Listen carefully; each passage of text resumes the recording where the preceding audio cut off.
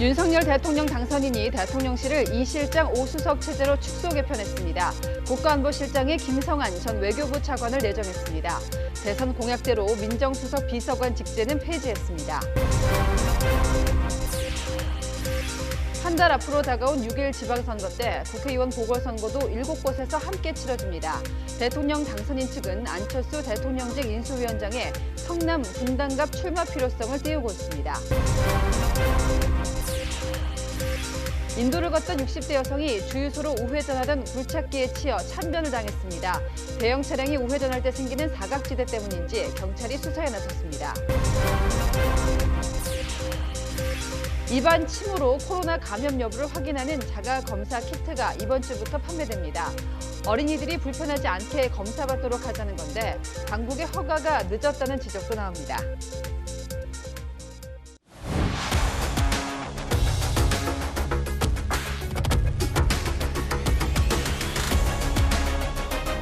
네, 시청자 여러분 안녕하십니까? 뉴스A 조수빈입니다. 윤석열 당선인 측이 대통령실 인선을 발표했습니다. 작은 대통령실이라는 밑그림을 그리면서 수석과 비서관 자리가 줄어들었죠. 청와대 인사 중에서도 실세 중에 실세로 꼽혔던 민정수석은 공약대로 폐지됐습니다. 과학교육수석직은 안철수 인수위원장이 만들자고 제안했던 자리인데요. 결국 신설되지는 않았습니다. 윤석열 정부 첫 국가안보실장으로는 김성한 고려대 교수가 내정됐습니다. 먼저 김성규 기자입니다. 장제원 대통령 당선인 비서실장이 첫 대통령실을 이끌 핵심 참모 인선을 발표했습니다. 국가안보실장은 김성한 고려대 국제대학원 교수입니다. 외교통상부 2차관을 지낸 김성한 교수는 대표적인 미국통으로 윤석열 당선인의 초등학교 동창이자 50년 지기 친구입니다. 국가안보실 1차장은 김태효 전 대통령 대외전략기획관이, 2차장은 신인호 카이스트 을지국방연구소장이 각각 내정됐습니다. 정무수석에는 삼선 국회의원 출신 이진복 전 의원, 시민사회수석에는 강승규 전 의원, 홍보수석에는 최영범 전 SBS 보도본부장, 경제수석에는 최상목 전 기획재정부 1차관, 사회수석에는 안상훈 서울대 사회복지학과 교수를 발탁했습니다. 대변인으로는 기자 출신 강인선 인수위 외신 대변인이 내정됐습니다. 윤석열 당선인의 공약대로 현재 3실 8수석의 대통령실에서 정책실과 민정, 일자리, 인사수석을 폐지해 2실 5수석 체제로 축소한 겁니다. 좀 더 창의적이고 혁신적인 어떤 그런 정책들을 집행하고 또 수립할 수 있도록 저희 대통령실은 조율하고 하는 역할을 충실히 하겠다라는 차원에서 슬림하겠다라는 말씀을 드렸고, 대통령실 조직은 줄어들었지만 사이버 안보, 기후변화, 에너지 문제 등 경제 안보를 통합적으로 다룰 수 있도록 국가안보실 1차장 산하에 경제안보 비서관을 신설했습니다. 구분선이 모호해지고 있는 경제안보 시대에 우리가 적극적으로 능동적으로 대처한다. 그런 취지가. 안철수 인수위원장이 공개적으로 제안한 과학교육수석은 직제에서 빠졌고 내정자 전원은 50에서 60대였습니다. 채널A 뉴스 김성규입니다. 네, 민정수석 비서관이 54년 만에 폐지되는데요. 이거를 좀 살펴보겠습니다. 청와대 인사의 꽃, 왕수석이라고 불리던 자리였죠. 그도 그럴 것이 과거 민정수석들은 검찰, 경찰 같은 사정기관을 총괄하고 공직자 인사 검증에 대통령 친인척 비리를 감시하는가 하면 대통령 법무자문까지 했습니다. 없애본 적도 있고 개혁해본 적도 있습니다. 그러나 이렇게 손에 쥔 권한이 막강한데 어떻게 잡음이 없겠습니까? 다만 또 어느 누군가는 이런 일들을 맡아서 해야만 하죠. 홍지은 기자 보도 보시고요. 곧바로 아는 기자에서 자세하게 짚어보겠습니다. 윤석열 대통령 당선인이 왕수석으로 불려온 민정수석 비서관을 폐지했습니다. 1968년 박정희 정부 때 신설된 이후 54년 만에 사라지는 겁니다. 문재인 정부에서는 민정수석 밑에 4개의 비서관을 둬 국정원과 검찰 등 5대 사정기관을 총괄하고 고위공직자 인사검증, 공직기강 점검, 대통령 친인척 관리를 맡겼습니다. 문재인 정부에서 민정수석 5명이 불명예 퇴진하는 등 잡음이 계속됐고 박근혜 정부 때도 우병우 당시 민정수석의 직권남용 논란으로 시끄러웠습니다. 윤당선인은 후보 시절 민정수석실의 부작용을 언급하며 폐지를 약속한 바 있습니다. 민정수석이 원래는 청와대부터 단속을 해야 되는데 그 본연의 기능에서 완전히 벗어났습니다. 사정기관을 관장하는 그런 조직은 대통령실에 두지 않겠다. 민정수석실 산하 4개 비서관 업무 가운데 사정과 인사검증 업무를 빼고 청와대 내부 기강을 잡는 공직기강 비서관은 남깁니다. 기존 법무비서관은 법률비서관으로 바꿔 대통령 법률보좌 업무를 맡길 예정입니다. 검증 업무는 경찰, 법무부 이런 쪽에서 다원화된 채널 속에서 다원화된 평판을 가지고 앞으로 인사를 할 생각이고요. 대통령 친인척 비리를 감시하는 특별감찰관제 재가동도 검토 중인데 공직기강 비서관실에서 맞는 방안도 고려 중입니다. 법률비서관에는 인사검증 업무를 맡아온 주진우 변호사가 유력하게 검토되는 가운데 윤당선인 측은 이번 주 안으로 대통령실 인선을 매듭 지을 예정입니다. 채널A 뉴스 홍지은입니다.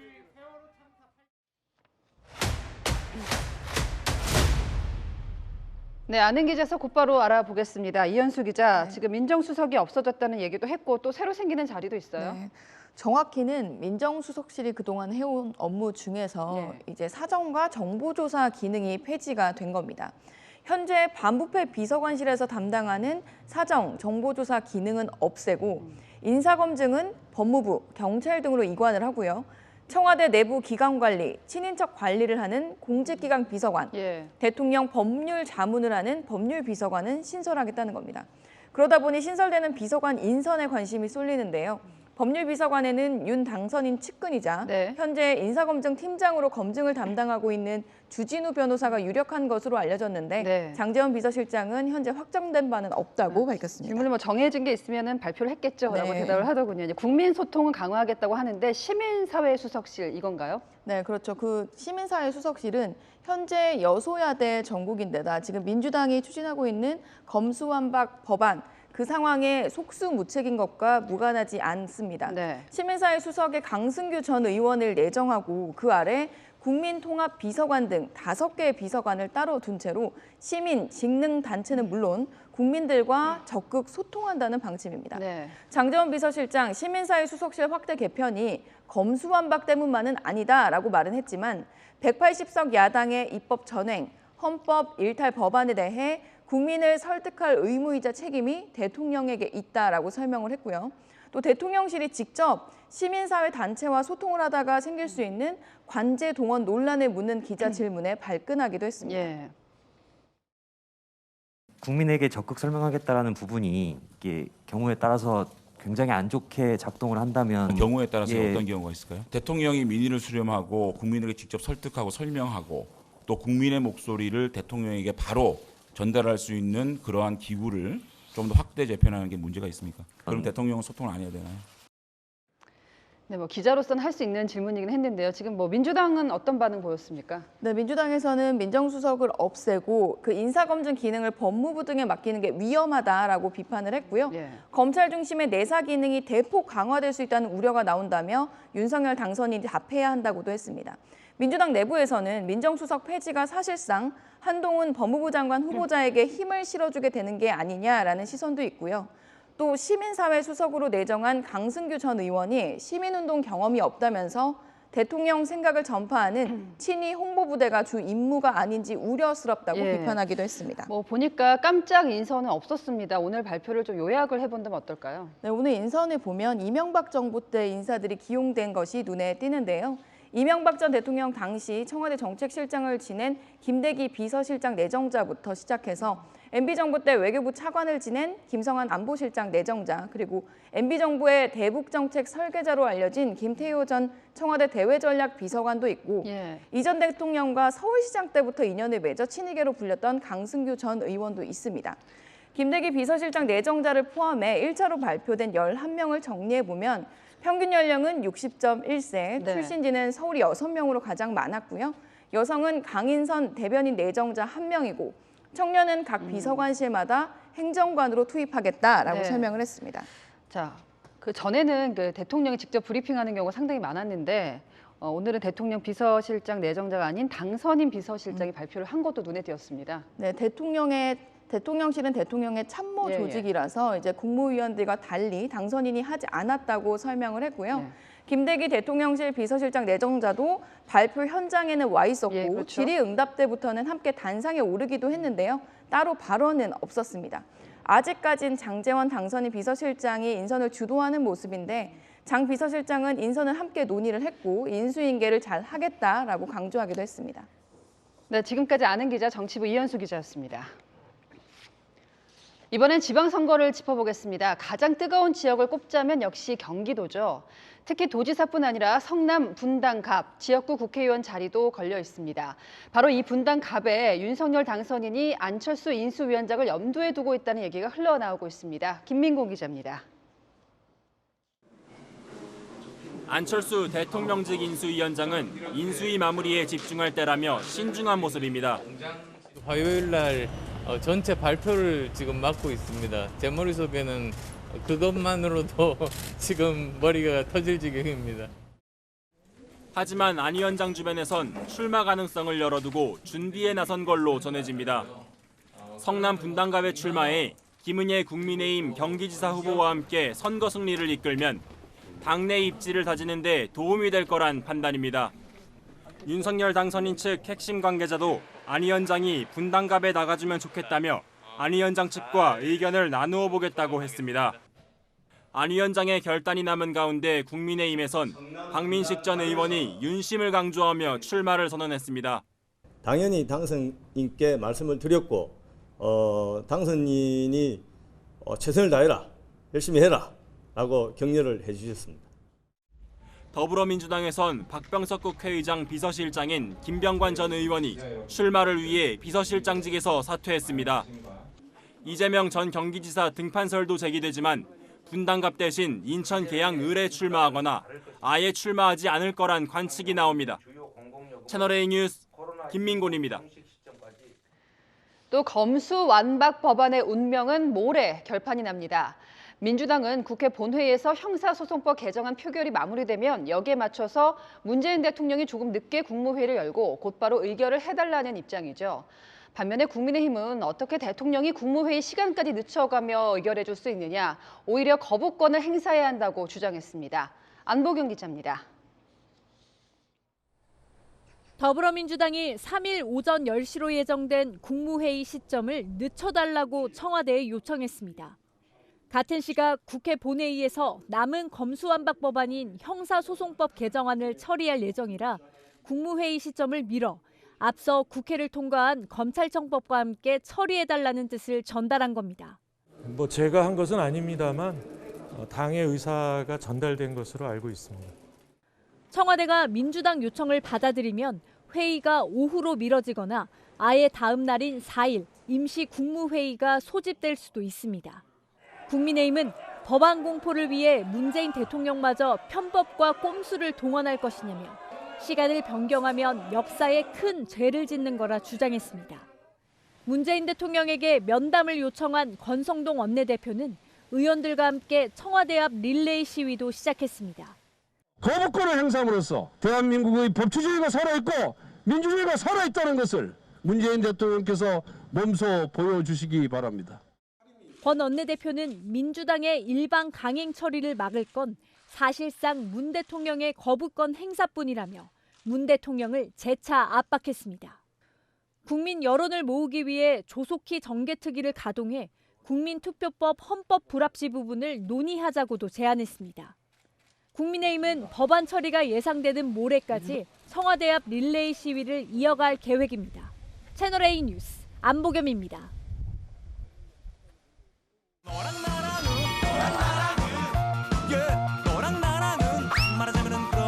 여랑야랑 이민찬 기자가 나와 있습니다. 첫 번째 주제 보시죠. 네, 무엇의 역습, 국회 얘기인데요. 검수완박 전국을 거치면서 무용론이 제기된 게 있어요. 국회 선진화법입니다. 네, 이게 보니까 올해로 10년 됐더군요. 입법한 지가 이제 동물국회를 맡겠다는 취지로 입법이 됐는데 국회에서 고성, 비명 이런 모습은 여전했었죠. 이 국민의힘이 어제 검수완박법 상정을 항의하기 위해서 박병석 국회의장을 찾았는데요. 네. 이 자리에서 의장실 직원들과 충돌이 있었습니다.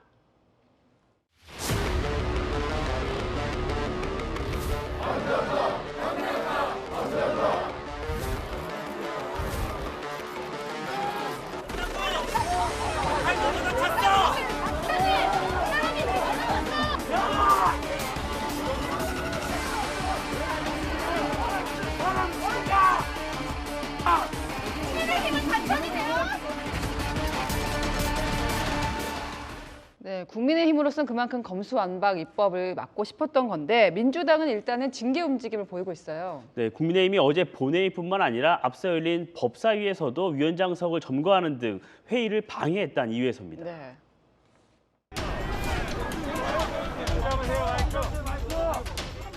국회 선진화법 위반이라는 거 모르세요?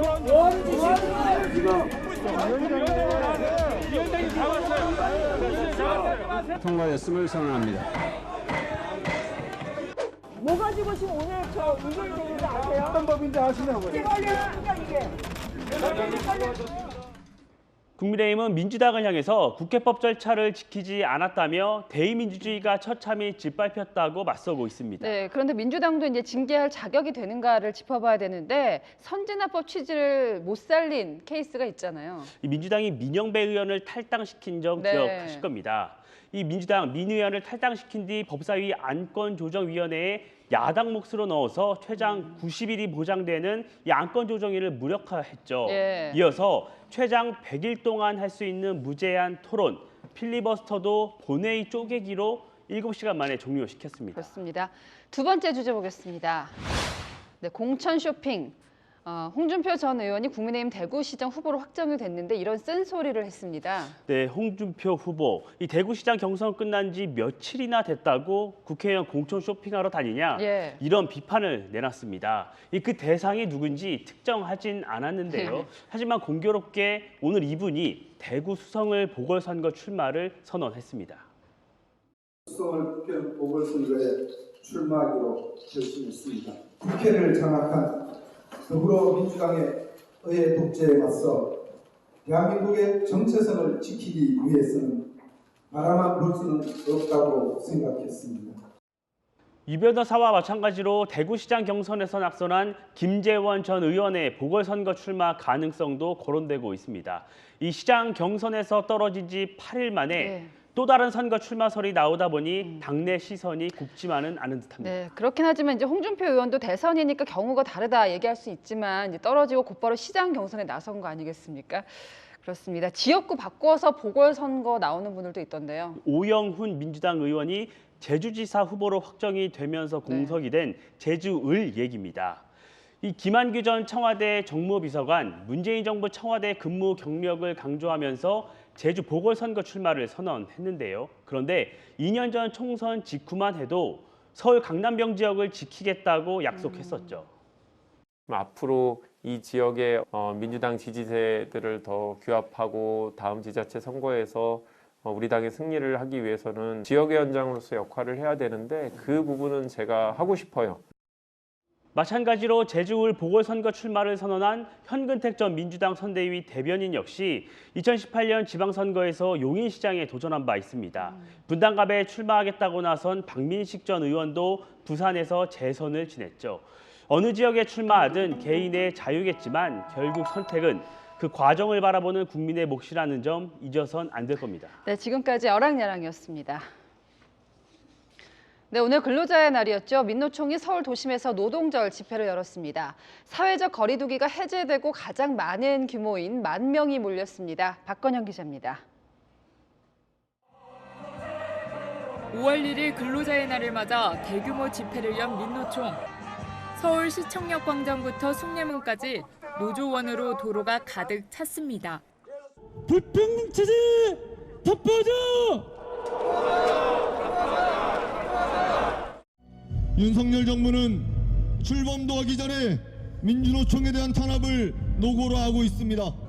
120만 민주노총 조합원을 적으로 삼고 싶다면 우리는 피하지 않을 것입니다. 민노총은 집회 후 대통령직 인수위원회가 있는 종로구 통이동까지 약 3km 구간을 행진했습니다. 경찰은 60개 중대 3천여 명을 배치해 통제에 나섰습니다. 노조원이 10,000명 가까이 모이면서 집회 장소도 5개 차로에서 6개 차로로 확대됐습니다. 왕복 8차로 중 6개 차로가 막히면서 주말 도심 교통은 극심한 체증을 빚었습니다. 세종대로를 지나는 버스들은 우회했고 정거장이 아닌 도로 중간에서 승객들을 내려주기도 했습니다. 주말을 맞아 시청 일대를 찾은 시민들은 집회 취진 이해하면서도 불편을 호소합니다. 집회를 하는지 모르고 와서 사실 처음에 나왔을 때 경찰분들이 있고 해서 약간 당황스럽기는 했고 못 들어가게 돼 있고. 누릴 수 있는 거긴 하지만 차선을 막고 하는 거나 그런 거는 조금 문제가 있지 않나. 오늘 근로자의 날 집회는 인천과 경기, 광주 등 전국 곳곳에서 열렸고 민노총 추산 5만 명이 참가했습니다. 채널A 뉴스 박건영입니다. 야외에서 마스크를 의무적으로 쓰는 건 오늘이 마지막 날이었습니다. 이제는 여러분께서 선택하시면 되는데요. 어린이날을 앞둔 주말 마스크를 꼈어도 전국 명소마다 나들이 객이 붐볐습니다. 김태형 기자입니다. 알록달록한 봄꽃무리가 싱그러움을 뽐냅니다. 물방울을 닮은 튤립도 금붕어를 닮은 금어초도 한창입니다. 잔디밭에선 아이들이 무지갯빛 비눗방울을 쏘고 달리기 시합도 합니다. 가족들이랑 다 같이 모인 건 오랜만이어서 이렇게 좋은 시간 갖게 된 거에 대해서 너무 기쁘고 또 오늘 날씨까지 도와줘서 기분도 좋은 것 같고. 분수가 솟구치자 호수가 일렁입니다. 몰려든 잉어떼는 아이가 뿌린 과자를 낚아챕니다. 실외 마스크 착용 의무가 사라지기 하루 전날이지만 공원에 모인 시민들은 여전히 기대 반, 걱정 반입니다. 친구들이랑 그냥 좀 활발한 운동 같은 거 좀 하고 싶었어요. 코로나가 확진자가 하루에 많다 보니까 아무래도 조금 확진에 대한 걱정은 조금 있죠. 일상 회복이 본격화되고 맞는 첫 어린이날을 앞두고 장난감 거리는 아이들이 점령했습니다. 직접 장난감을 만지고 고르며 추억을 쌓아갑니다. 엄청 좋아하더라고. 눈이 휘둥그레지고 이런 데 처음 와봤지? 좋았어? 행복함이 마스크를 뚫고 나옵니다. 한 이 정도 좋아요. 구경도 하고 사고 싶은 것도 많고 그래서 좋아요. 실외 마스크 착용 의무가 내일 사라지지만 버스와 택시, 기차 등 대중교통에서는 마스크를 착용해야 합니다. 또 실외지만 밀집도가 높고 함성을 지르는 50인 이상의 공연, 스포츠 경기 관람은 마스크 착용이 의무입니다. 채널A 뉴스 김태형입니다. 그동안 코로나 자가검사할 때는 매번 코를 찔러야 되는 게 고역이었죠. 특히 아이들 학교 보낼 때마다 마음이 아팠는데요. 이제는 침으로 간단하게 검사할 수 있습니다. 없던 제품도 아닌데 왜 이제서야 쓸 수 있게 됐을까? 이해주 기자입니다. 코로나19 자가검사 키트에 면봉 대신 종이 깔때기가 들어있습니다. 종이 깔때기를 용액통에 꽂고 30초 동안 입안에 침을 모아 직접 뱉어 검사합니다. 타액으로 하는 자가검사 키트는 미국, 일본, 독일 등에서 이미 승인돼 활용되고 있습니다. 식약처가 허가하면서 이번 주부터는 국내에서도 사용할 수 있습니다. 코로나19 검사 때마다 코를 찔러야 했던 아이들이 좀 더 쉽게 검사받을 수 있게 된 셈입니다. 학교 가려면 코까지 이렇게 해야 되니까 너무 불편해서 짜증났어요. 안 아프니까 좋은 것 같아요. 깊이 해야 되니까 불편해서 반복적으로 하니까 그냥 할만한데 또 깊숙이는 못하죠. 그럼 정확도가 좀 떨어질 수 있겠죠. 하지만 코로나 감소세가 뚜렷하고 9세 이하 어린이 절반 이상이 감염된 이유여서 실효성이 떨어진다는 지적이 나옵니다. 타액 자가검사 키트 허가가 늦었다는 겁니다. 늦은 감 있죠. 지금 다 끝난 마당에 이제 마스크 내부터 벗어버리고 지금 사이즈 한 개도 안 팔렸어요. 지금은 완전히 그냥 찾는 사람이 한 개도 없어요. 자가검사 키트는 오늘부터 약국과 편의점뿐 아니라 온라인에서도 가격과 수량 제한 없이 구매할 수 있습니다. 채널A 뉴스 이해주입니다. 굴착기가 주유소에 들어가다가 행인을 치어서 숨지게 했습니다. 누구라도 당할 수 있는 사고입니다. 김민환 기자입니다. 왕복 9차선 도로의 오른쪽 끝 도로를 달리는 대형 굴착기. 속도를 줄이더니 우회전하며 인도로 들어섭니다. 잠시 뒤 구급차와 경찰차가 잇따라 도착합니다. 인도를 걷던 60대 여성이 주유소 앞 도로에서 굴착기에 치여 숨진 건 어제 오후 1시쯤. 굴착기가 기름을 넣으려 주유소로 진입하다가 여성을 덮친 겁니다. 여성은 굴착기 앞에 달린 대형 삽에 부딪혀 쓰러졌고 현장에서 곧바로 숨졌습니다. 쓰러져 있는 거 봤다더라니까. 앰뷸런스가 왔다가 그냥 갔다. 이제는 죽었기 때문에 지금 손도 안 좋으냐. 사고 당시 운전자는 술에 취한 상태는 아니었습니다. 운전자는 경찰 조사에서 삽의 시야가 가려져 앞을 확인하지 못했다고 진술했습니다. 경찰은 전방주시 태만으로 일어난 사고인지 우회전으로 인한 사각지대 때문인지 수사하고 있습니다. 운전석이 높은 대형 화물 차량의 우회전 사각지대는 일반 승용차보다 2배가량 길어 보행자 사고에 취약하고 최근 관련 사고도 잇따르는 상황. 경찰은 운전자를 교통사고 특례법상 과실치사 혐의로 입건한 뒤 추가 조사를 이어가고 있습니다. 채널A 뉴스 김민환입니다. 네, 그런가 하면 소매치기 범이 붙잡혔는데요. 출근길 지하철 9호선만 노렸고 여성만 노렸습니다. 왜 그런 건지 이솔 기자가 취재했습니다. 지하철 인파를 비집고 개찰구를 빠져나가는 남성. 그 뒤를 다른 남성이 빠르게 쫓아갑니다. 앞서 달리던 남성이 얼마 못 가 넘어지자 곧바로 몸을 눌러 제압합니다. 서울 지하철 9호선에서 40대 남성이 경찰에 붙잡힌 건 지난달 21일 오전 8시 40분쯤. 앞서 지난 2월 경찰은 9호선 노량진역 열차에서 소매치기를 당했다는 신고를 받고 수사에 나섰습니다. 하지만 열차 내 CCTV가 없어 용의자를 특정하지는 못했습니다. 이후로도 출근 시간대 9호선에서 소매치기 신고가 잇따랐고 경찰은 피해자들로부터 용의자의 인상착의를 듣고 잠복 수사를 벌여왔습니다. 검거 당일에도 승객 3명의 지갑을 연달아 훔쳤던 남성. 경찰은 남성이 처음부터 9호선 객차만을 노린 걸로 보고 있습니다. 서울 지하철 2호선과 7호선 객차의 CCTV 설치율은 100%에 가깝지만 나머지 호선의 설치율은 저조한 상황.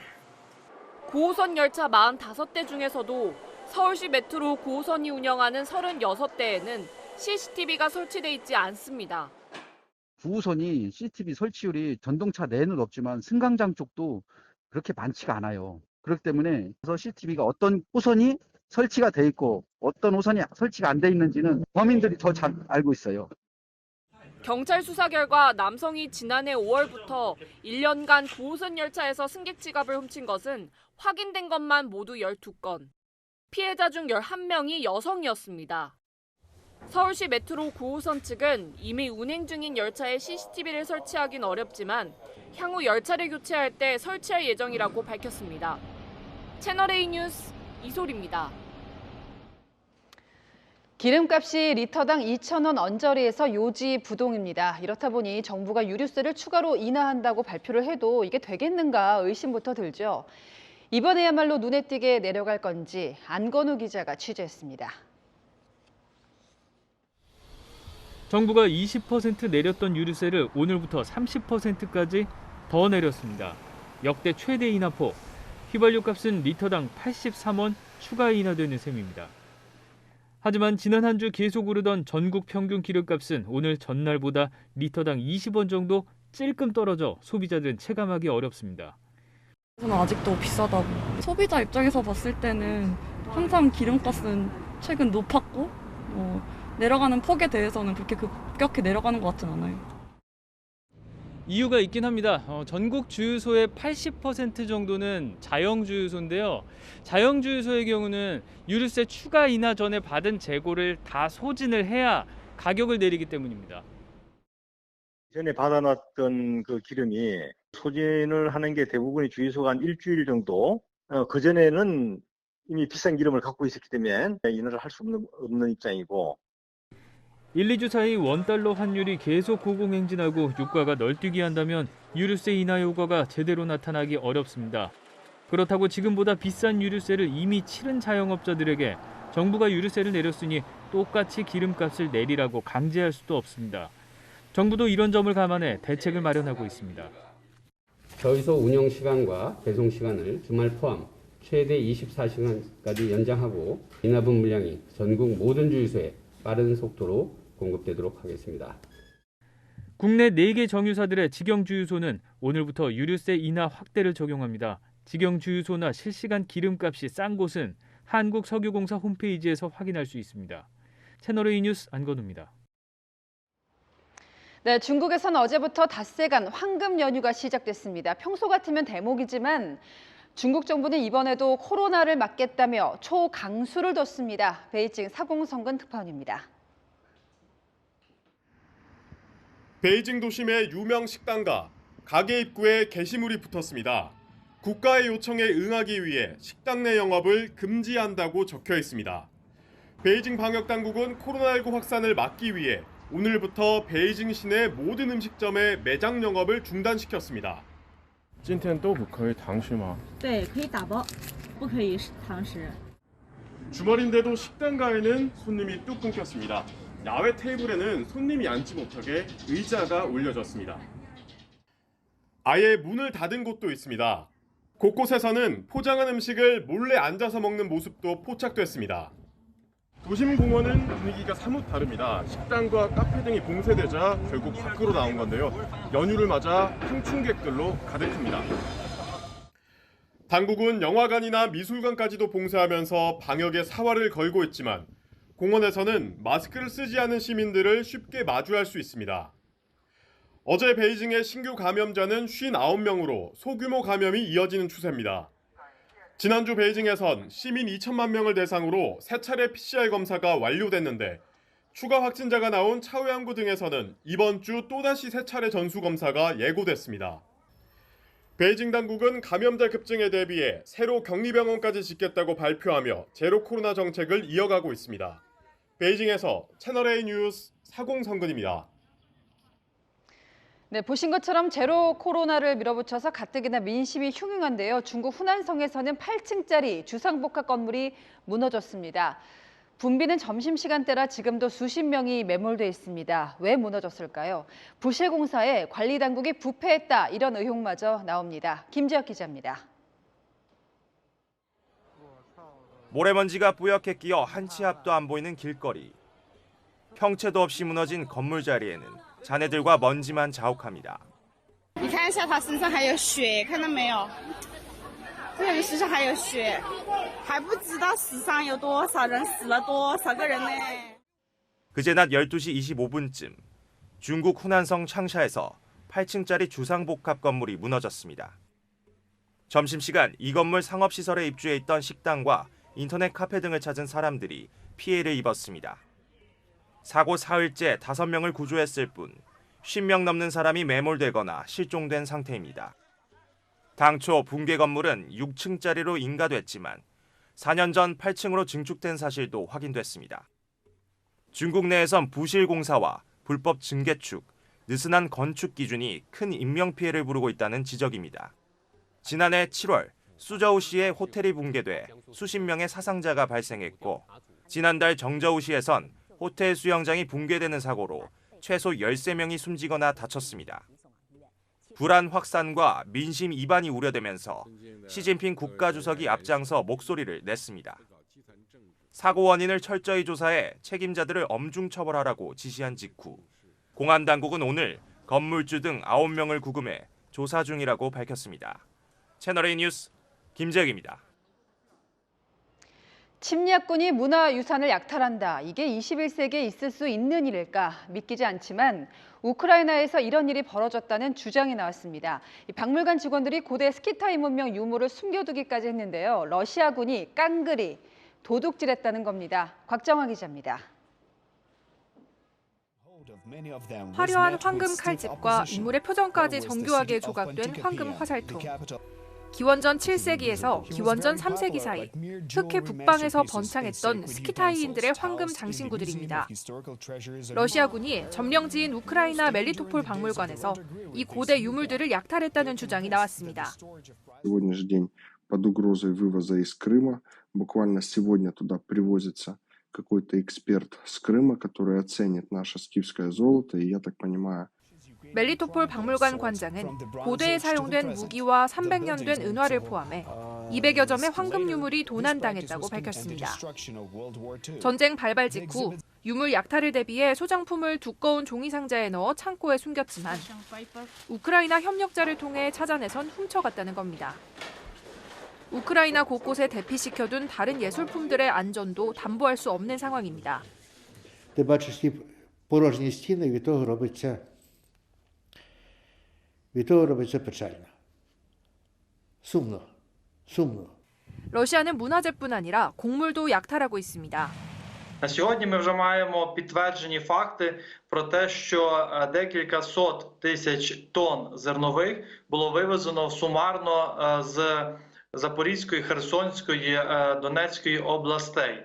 우크라이나 외무부도 러시아가 항만을 통한 곡물 수출을 봉쇄하고 있다며 우크라이나뿐만 아니라 세계 식량 부족 사태를 야기하고 있다고 비판했습니다.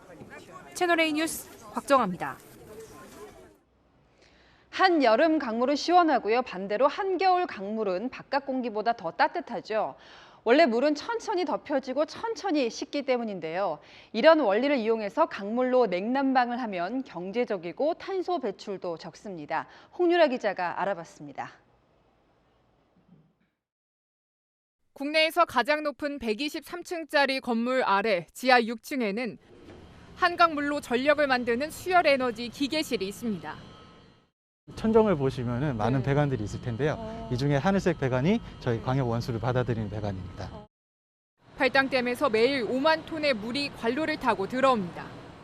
무더운 여름에는 차가운 물이 건물에 열기를 내보내고 겨울엔 내부의 냉기를 따뜻한 물의 열에너지로 데워준 뒤에 다시 방류됩니다. 이걸 통해서 10.5메가와트의 냉방을 생산하고 있습니다. 약 10에서 30%에 해당하는 수준입니다. 물과 대기의 온도 차이를 활용하는 게 수열 에너지의 핵심입니다. 기상청에 따르면 현재 날씨는 25도로 나오는데요.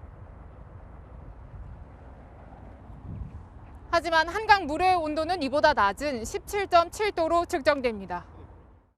신재생 에너지로 주목받아 내후년에는 한국종합무역센터, 종합병원 등에도 확대 도입됩니다. 대도시를 지나고 있는 하천들이 상당히 많다. 댐에 있는 물들이 또 여름철에도 굉장히 좀 차가운 그런 부분들을 많이 가지고 있어서 수자원을 활용하는 것들이 용이하다라고 말씀드리는 게 좋을 것 같습니다. 서울 잠실 수중보에는 한강의 낙차를 이용한 소수력 에너지 발전 시설도 내년 말 준공돼 3,400여 가구가 1년 동안 사용할 수 있는 전력을 생산합니다. 한강물을 활용한 친환경 에너지 생산이 활발해지고 있습니다. 채널A 뉴스 홍유라입니다. 날씨도 좋고 소리 질러도 되고 롯데가 돌풍도 일으키고 야구장에는 정말 활기가 가득 찬 주말이었습니다. 김태욱 기자입니다. 몸을 날려 위기를 구하고 중요한 순간 큼지막한 홈런을 터뜨립니다. 약체로 평가받던 롯데가 2위까지 뛰어오르면서 야구장이 들썩이고 있습니다. 경기 시작 2시간 전, 오늘도 팬들은 유니폼을 갖춰 입고 경기장을 찾았습니다. 세상에 이런 해도 있구나, 이런 기분 들고 너무 행복해요. 너무 행복해요, 진짜. 치킨과 맥주를 먹던 에너지는 응원으로 쏟아냅니다. 롯데 화이팅! 응원석은 빈자리가 없습니다. 육성 응원이 가능해지면서 이렇게 응원가가 울려 퍼지고 있습니다. 양팀 관중들의 응원 대결도 팽팽했습니다.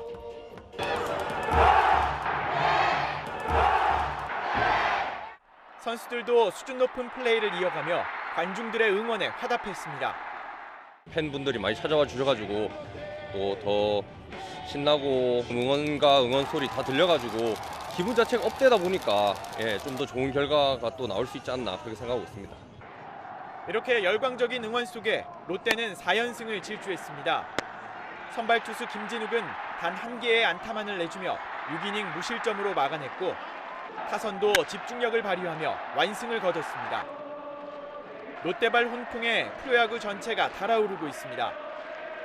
오늘 광주, 창원, 문학구장도 올 시즌 일요일 최다 관중 입장 기록을 썼습니다. 채널A 뉴스 김태욱입니다. 설악산에 때 아닌 눈이 오는 등 날씨 변덕이 심해서 겨울과 봄, 여름을 오가는 요즘입니다. 이번 주엔 다시 기온이 오르겠습니다. 주 중반엔 약 25도까지 올라서 따뜻하겠고요. 대부분 지역 맑겠지만 내일 새벽엔 강원 북부와 울릉도에, 금요일엔 수도권과 강원 북부에 비가 조금 내리겠습니다. 이번 주에 유의할 점도 있습니다. 자외선이 강하고 소나무와 참나무 꽃가루가 많이 날릴 전망입니다. 대비가 필요합니다. 내일은 오늘과 기온이 비슷하겠습니다. 10도 안팎에서 쌀쌀하게 출발해서 약 20도 안팎까지 오르겠습니다. 내일 해상의 물결은 최고 2.5m까지 약간 높게 일겠습니다. 날씨였습니다. 뉴스에 마칩니다. 시청해주신 여러분 고맙습니다.